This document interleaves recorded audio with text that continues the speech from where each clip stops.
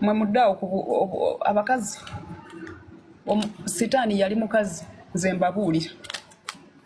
Sitani yali mukazi, olaba omukazi abeera ow'omusajja ng'akimanyi bulungi nti si ye taata w'omwana naye namupeeka fiizi namupeekeza eddwaliro naye ng'ekituufu akimanyi nti omusajja si yazaala omwana.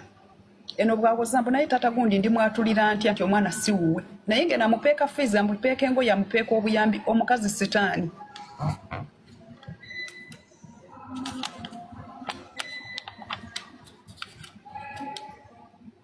Nze nange interview nagiwadde obudde nze ku lw'ensonga kyankutteko ng'omuzadde ku lw'ensonga omukazi yatulise n'akaaba ate enkaaba ono omukazi gye yakaabyemu yabadde empange. Omuntu akaaba gwe bakwatira omwana bw'atyo si bw'akaaba eyo enkaaba yabadde mpange. Yabadde empange yatulise lumu ate n'asirika lumu.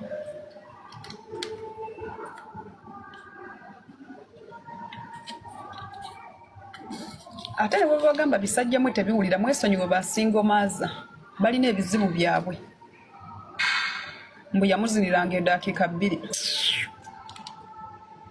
Kati musajja watumaliye yonna yonna egenda kufiira awo emirimu gye gisiraanye abaana b'okusoma kufudde bano baatazaala be bamutuusizza ku ekyo okuyamba kulungi naye oyambye ani era oyambye otya. Kyova olaba nze njagala nnyo abasajja agamba nti bwe mpasa omukazi eyazaalako tojja na baana bo sente sirina mmere yakubaliisa naye kwewala bino ebintu by'ekisirusiru.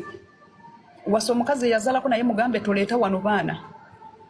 Njagala gwe saagala baana bo bw'aba talina gy'abatu